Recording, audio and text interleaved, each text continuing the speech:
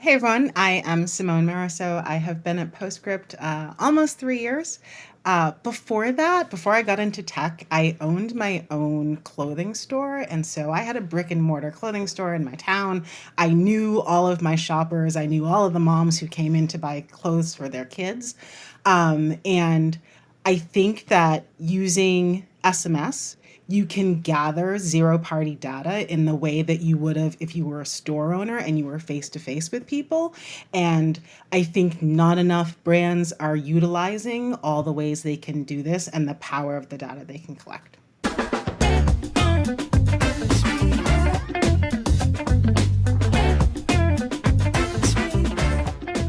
I do think that a lot of brands think of it coming from a very, like business and marketing and formal sense.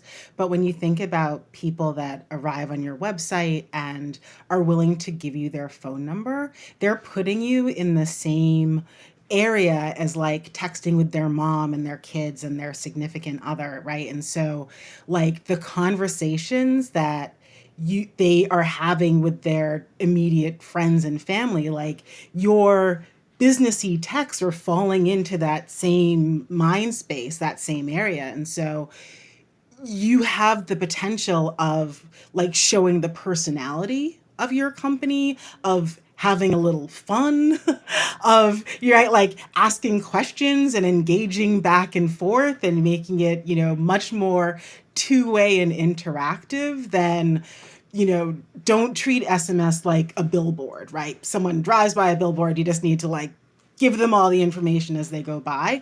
SMS is totally different and needs to be treated in more of that, thinking about like how do people interact with others in text messaging and then weaving your business conversation into that same area. Uh, Laura, could you? I'm trying to get you to. He's still thinking about his calves. He's still thinking about how much his calves hurt. That's all he's thinking about. We're Have talking you about had conversation. electrolytes, magnesium? I had a liquid IV, and now I Wow. get marketed so many of these, electrolyte brands, the powdered electrolyte, and all of them say that they're better than the others in the same way, and so it's so confusing. They're like, "Well, their ingredients are fake," and then that other brand will give me an ad that says their ingredients are fake, and I'm like, "Well, I'm just gonna lick a salt block and hope for the best at this point." But wait, Ren, what if one Yeah. of those brands asked you, like, what is your favorite weekend adventure? Is it mountain hiking? Is it kayaking? Is it running? Like, what do you do? And then they like sent you messages that pertain to like, okay, you've just hiked. Like, here's how you can make your calves feel better. I would be a lifetime faithful customer of that brand, regardless of the lies peddled by their marketing team or their competitors. Absolutely. This was literally genius in action, Simone. You just set up a conversational flow. You just riffed based on Ren's calves potentially Charlie horsing on us. So that was good. This is Right? why brands come to you. This is why brands trust you with their SMS program. We've had some aha moments. I love to tell this story. I worked with a large, like, alternative to coffee brand, and they put in there. So we talk about, right, in the pop up, you can have the mini quiz and you can ask someone questions like, what do you like to do on the weekends? You could ask that question in your pop ups. And so this brand was asking people, are you here because you're trying to quit caffeine, or are you here because you're curious about mushrooms? And 3 to 1 people were curious about the power of mushrooms, and my contact at the company was laughing because she's like, all of our meta ads are around quitting caffeine, and that is not what she's like, I can I screenshot this and take it back Mhm. to the marketing team. Wow. Almost the same conversation with a protein sort of bodybuilding company, where same thing, they were asking people in the pop-up, are you interested in building muscle or losing weight or adding like endurance to your workouts? And the second answer, they gave 5 choices. The second most popular answer was losing weight. And he was laughing. He's like, none of our ads are around losing weight. They're all around building muscle and like extending how long you work out. He was like, gonna screenshot this, take it back to the team. So just as easy as putting a question in the pop-up. So from the very start of someone's journey with your SMS, you can be gathering like really, really powerful information that then allows you to tailor their welcome messages or build segments that you can check in on later. Like, hey, we know you were trying to lose weight. How are you doing? Have you tried this product? It's one of our best sellers for that purpose. It allows you to start to really fine tune how you're communicating with people. This is such a great tip because I think it goes beyond the zero party data a little bit. It kind of goes into just unlocking insights about your brand, gathering information about maybe potential new products you want to roll out, flavors, scents, all of those things. And it's really hard to do that through a survey. You get a lot of drop off, even post purchase surveys that pop up. A lot of people are done checking out. A lot of them end up, leaving. And so being able to just text, whether it's at the pop up level or even just through a campaign, to reply with a 1, 2, or 3, you get instant data around your brand. And I think it's so powerful. And I don't think enough brands are really tapping into that. Not at all. And we have a brand who I think you plan on talking to later, right? They do a ton of interactive and conversational message. They're really like masters at it. And she talks about how much more effective her surveys, and she does actually send her surveys through text, but because she's got her audience so fine-tuned now that they know they're like sharing information, that she said the responses for surveys sent through SMS like far exceed anything she would send through other channels.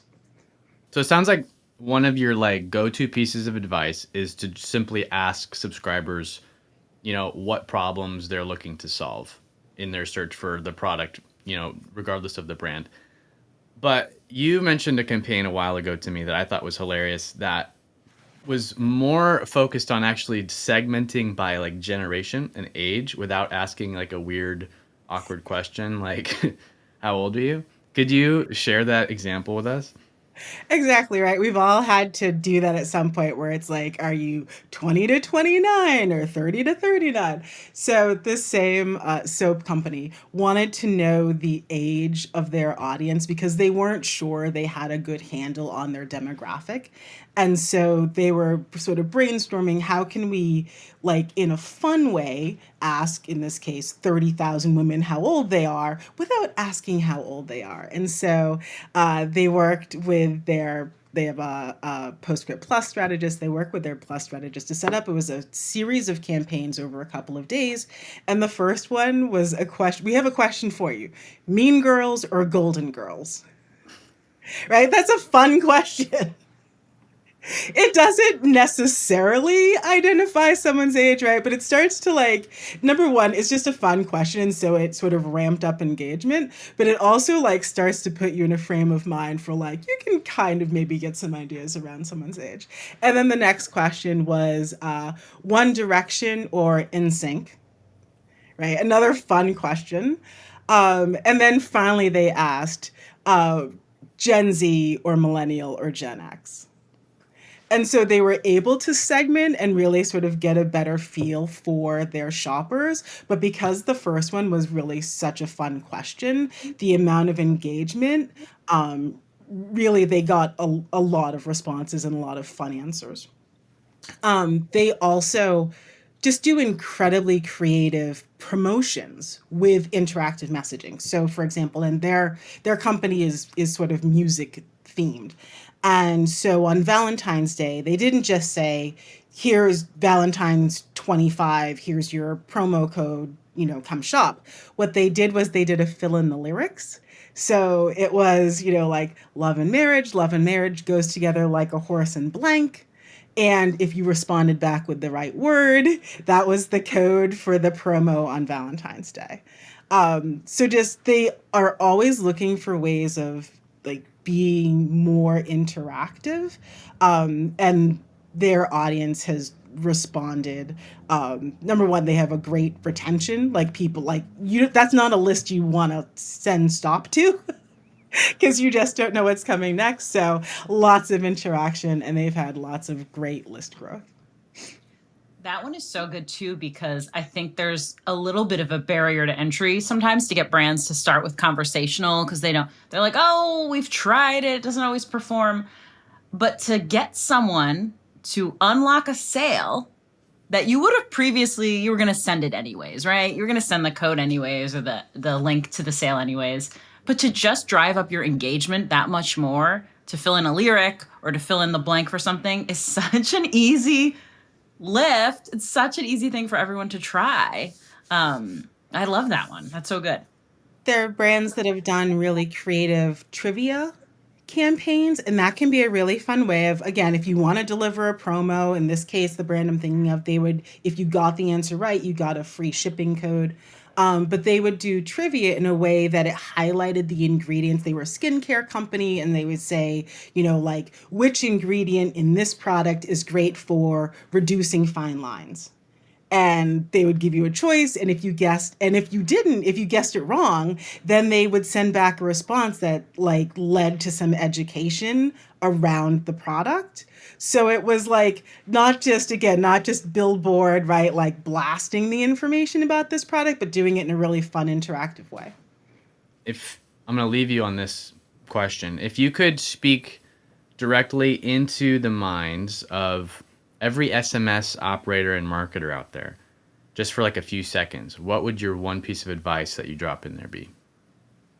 Ask good questions. All right. Like if you had a friend who was like going out on a date, right? Or going for a job interview, right? If you go for a job interview, like you're like trying to like figure out like I gotta have really good questions, because that shows your interest, right? The job interviewers will say like, oh well, they asked really good questions, or they asked all the right questions. Same thing if you're someone's going on a date and you ask really good questions like, oh, they were interested in me, they asked me all these questions about me.